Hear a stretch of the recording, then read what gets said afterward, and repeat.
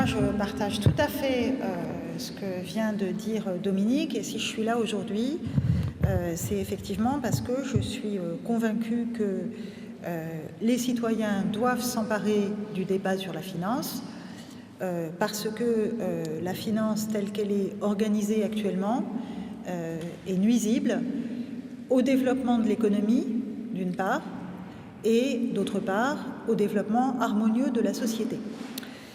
Donc, c'est à nous de prendre les choses en main.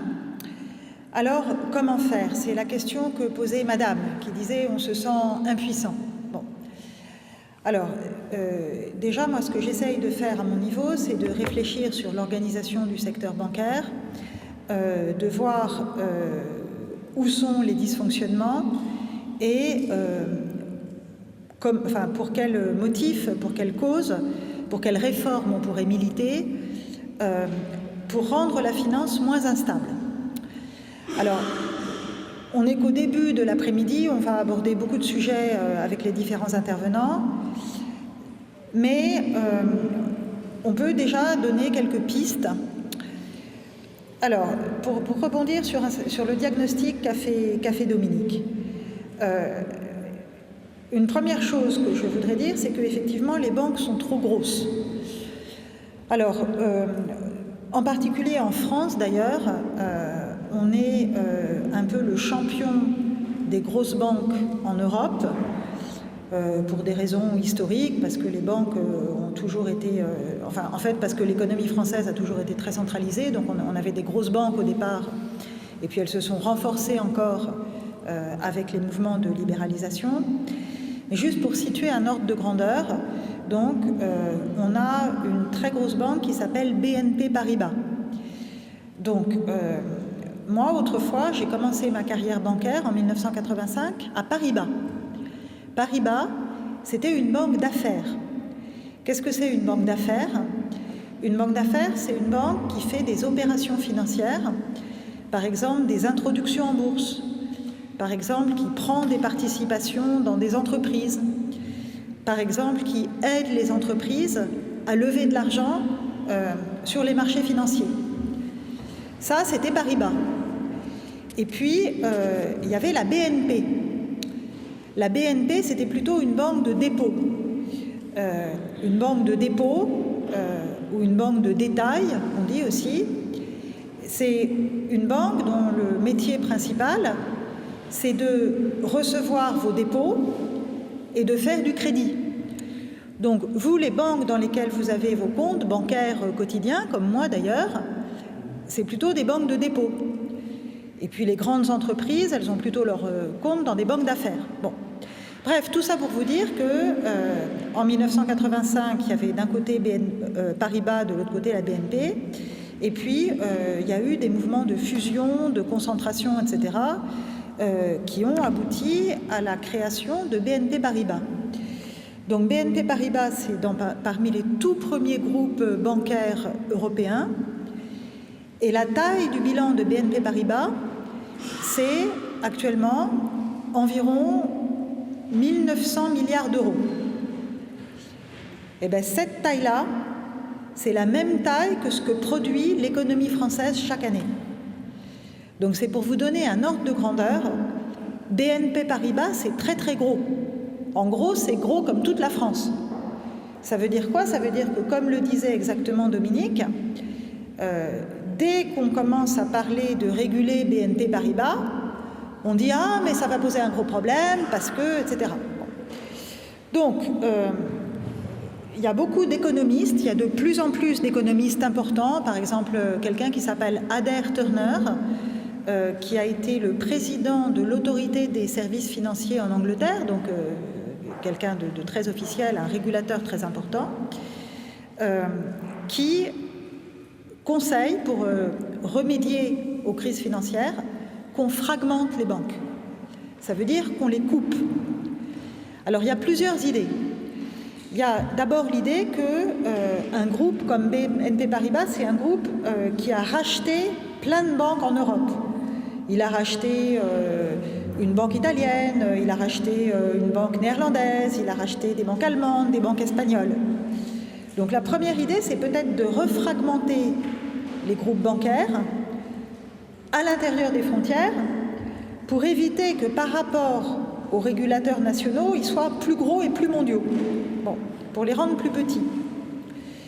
La deuxième idée, très importante, ça serait de séparer, c'est ce dont parlait Dominique à l'instant avec la loi de séparation bancaire, séparer le métier banque d'affaires et le métier banque de dépôt.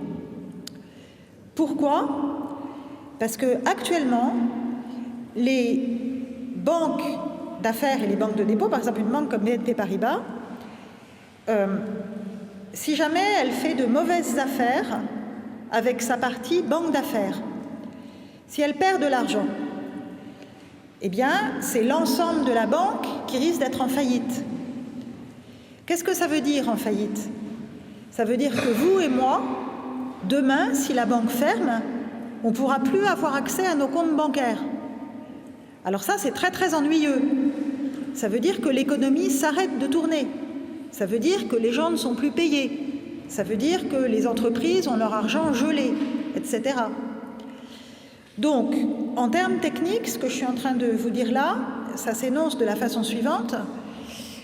En termes techniques, ça revient à dire qu'aujourd'hui, les banques ont une garantie implicite de l'État sur l'ensemble de leurs affaires. Et c'est bien ce qui s'est passé pendant la crise de 2008. Pendant la crise de 2008, les banques ont fait des mauvaises affaires, elles ont eu un trou, elles ont manqué d'argent, et comme l'État avait peur que les banques fassent faillite, les États ont mis de l'argent dans les banques pour éviter leur faillite.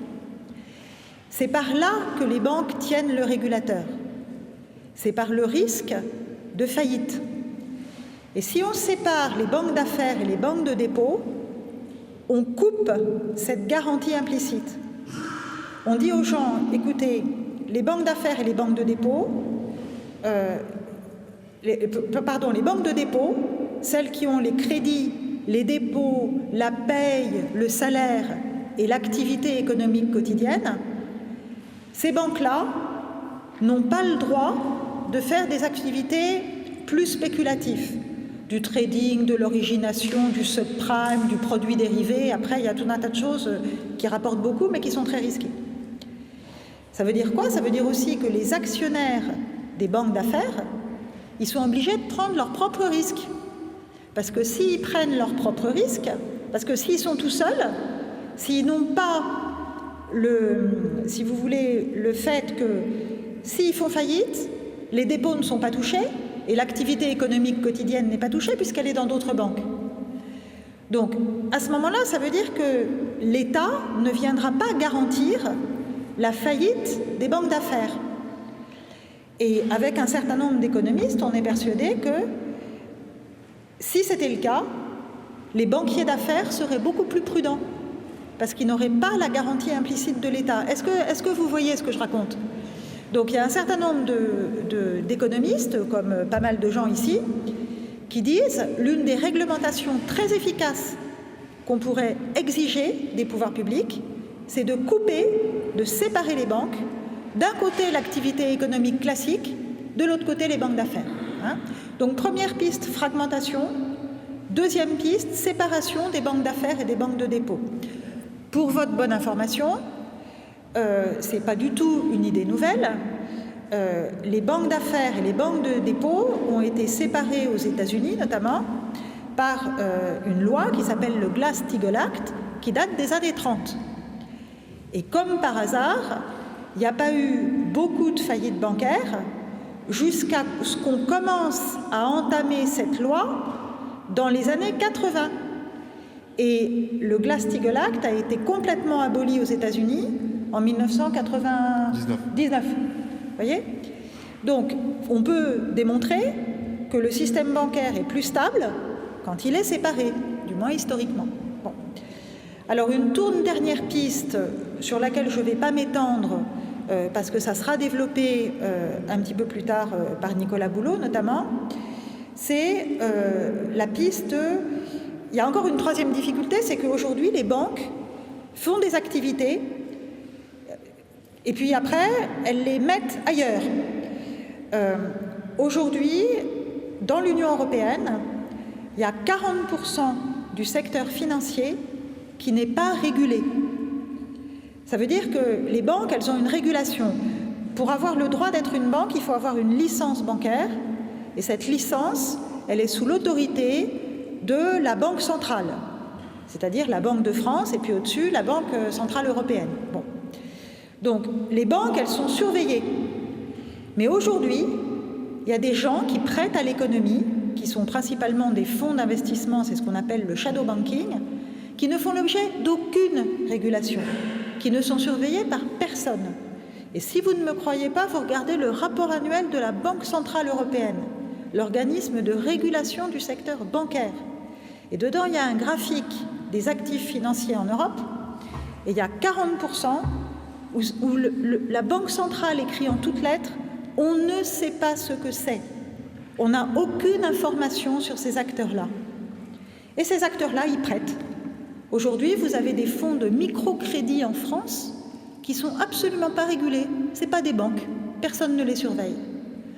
Donc, si on veut éviter les crises et si on veut stabiliser la finance, il faut absolument encadrer toute la partie du secteur financier qui n'est pas surveillée aujourd'hui. Voilà. Voilà quelques pistes. Alors, je m'arrête là. Excusez-moi, j'en profite honteusement dans notre monde mercantile pour faire la publicité de mon livre. Je viens d'écrire ce livre avec un économiste qui s'appelle Alain Grandjean. Le point de vue est un peu différent. Là, on explique que pour financer la transition climatique, qui est très importante, qui est une nécessité vitale en fait, il faut stabiliser la finance. Mais ce que je veux surtout vous dire, c'est que dans ce livre, il y a deux chapitres sur le climat et il y a 6 chapitres sur l'instabilité financière et comment nous proposons de la résoudre. Donc ce n'est pas le seul bon livre. Tous les intervenants aujourd'hui sont d'excellents auteurs dont vous avez les livres en vente là-bas. Mais ce que je veux vous dire, c'est que le sujet est débattu. Donc vous pouvez vous informer. On a écrit ce livre justement pour essayer de susciter des mouvements citoyens, donc c'est écrit en langage simple et accessible.